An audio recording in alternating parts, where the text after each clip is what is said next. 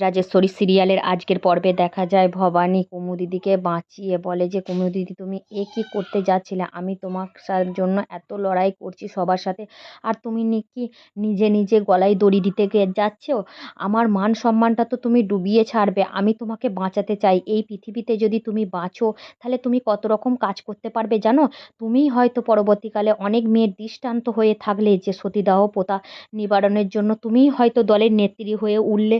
সেটা সম্ভব নয় তা নয়, এই পৃথিবীতে তোমাকে লড়াই করে বাঁচতে হবে।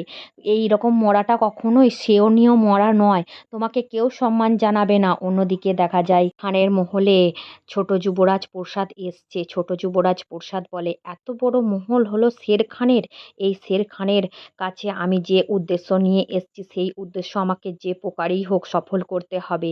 শের খান বলে ওঠে রঘুরাজের বংশের ছেলে আমার মহলে পা রেখেছে, এ কি সৌভাগ্য। তখনই সে হাত নেড়ে একজন পাইককে পাঠায় যে এনার শরীরে কিছু অস্ত্র শস্ত্র আছে নাকি সেটা একবার দেখে নিন। যখন পাইক কিছু না পাওয়ায় পাইক চলে যায়, আর তখনই ছোট যুবরাজ প্রসাদ বলে ওঠে শত্রুর শত্রু আমরা তো বন্ধু হতেই পারি। আমি যে কাজের জন্য এসছি আমি আপনার কোনো ক্ষতি করতে আসিনি। আমরা দুজনা এক হাতে হাত মিলাতে এসছি।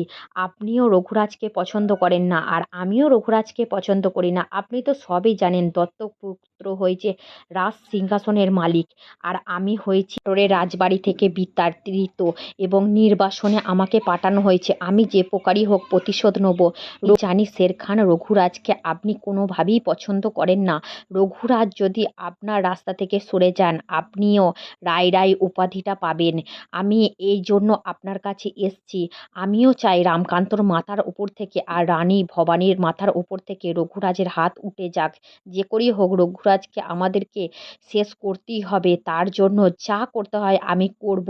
আপনি শুধু আমাকে একটু সাহায্য করুন। এবার আমি দেখাবো রামকান্ত রঘুরাজ না থাকলে তোমার কি হয়। তোমাকে রাজ সিংহাসন থেকে আমি তাড়িয়ে ছাড়বো। অন্যদিকে ছোট যুবরাজের প্রসাদের বাবা একটা পত্র নিয়ে এসে তার মায়ের কাছে বলে যে ঈশ্বরীয় শ্বশুর বাড়ি থেকে এই পত্রখানাটা পাঠিয়েছে তার শাশুড়ি মা, পাইকরা আমাকে এসে দিয়ে গেল। তখনই তার খুড়িমা বলে ওঠে কি লেখা আছে তুমি সেটাই পড়ো। তখন তার বাবা বলল এই পত্রতে যা লেখা আছে সেটা তুমি সহ্য করতে পারবে না। তখন ঈশ্বরী বলে ওঠে বাবা তুমি এই পত্রখানা আমার সামনেই পড়ো। তখন তার বাবা বলে তোকে তোর শাশুড়িরা ত্যাগ দিয়েছে সতীদাহ প্রথার মতন এত নির্মনীচ কাজ রাজবাড়ির রানী করেছে। তুই সেই বংশেরই মেয়ে, তোকে তাই সংসার থেকে ত্যাগ করেছে। এই মুহূর্ত থেকে তোকে ওরা তোদের বাড়ির বউ বলে মানে না। তোকে কোনোদিনও ওরা শ্বশুর বাড়িতে ঢুকতে দেবে না। এরা মনে করে সতীদাহ প্রথা হলো একটা পুণ্যের কাজ, আর এই পুণ্যের কাজ থেকে রানীমা তাদের আটকেছে। সেই মেয়েটাকে উদ্ধার করে এনেছে জ্বলন্ত চিতা থেকে। এইসবের জন্য তোর শাস্তিস্বরূপ তোকে শ্বশুরবাড়ির লোক ত্যাগ করেছে।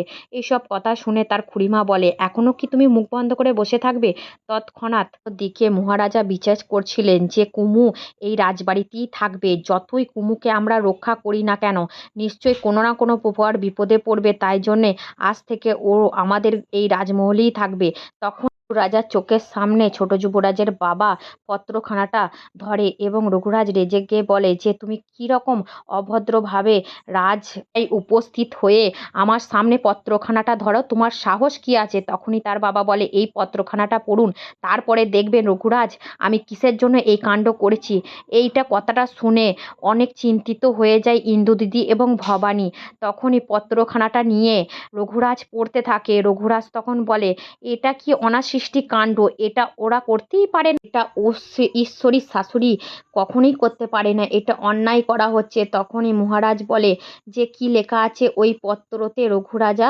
তখন রঘুরাজা বলে আপনি নিজেই পড়ুন মহারাজ। পিসি ঠাকুমা বলে ওঠে এর ভবিষ্যৎ অন্ধকার, আজ ঈশ্বরীর কপাল পুড়ল। দেখেছেন আর কি বলার আছে। তখনই ঈশ্বরীর বাবা বলে ওঠে আর কারোর জন্য কপাল পড়েনি, এই রাজরাজেশ্বরী রানী ভবানীর জন্য আমার মেয়ের কপাল পুড়ল। আজ থেকে থেকে ও সতীদাহ প্রথা নিবারণ করেছে, তাই জন্য ওর শাশুড়ি ওকে আজ থেকে ত্যাগ দিয়েছে। সবাই শুনতে পাচ্ছেন? এটাই হলো আমার মেয়ে কপাল। রাজবাড়ির মেয়ে হওয়া সত্ত্বেও শ্বশুরবাড়িতে সম্মান পায় না, আর একটা বিধবা মেয়ে এসে শ্বশুরবাড়িতে আমাদের রাজমহলে রাজত্ব করে। আপনি কি বিচার করবেন রঘুরাজ? আমার মেয়ের জীবনটা তো নষ্ট হয়ে গেল। আমার ছেলে আজ নির্বাসনে আছে। আমি আপনাকে বলে দিচ্ছি, সাবধান বাণী করে দিচ্ছি, আমার মেয়ের সংসার যদি না জোড়া লাগে তাহলে কিন্তু আমি নিজেই নির্বাসনে চলে যাব। তখন রঘুরাজ বলে, তুমি শান্ত হও। মহারাজ রামকান্ত বলে, এই ব্যাপারটা আমি দেখছি, আমি যতদূর সম্ভব সব কিছু করার চেষ্টা করব। তার আগে দয়ারাম বাবু, এখন রাজমহলে আমাদের বাড়ির লোক ছাড়া সবাই এখন মহল স্থগিত থাকুক, সবাই একটু বাইরে যান। তখন সবাই বাইরে চলে যায়। আর ঈশ্বরী এসে বলে, দাদা আমার জীবনটা কি হবে? আমার কপালটা তো পুড়ল। ঈশ্বরীর মা এসে ভবানীকে বলে, তোমার জন্য আমার মেয়ের সংসারটা নষ্ট হলো, আমার মেয়ের কপালটা পুড়ল, তুমি আর কি চাও? তোমার মতন অনাসৃষ্টি মেয়ে আমি জীবনে দেখিনি।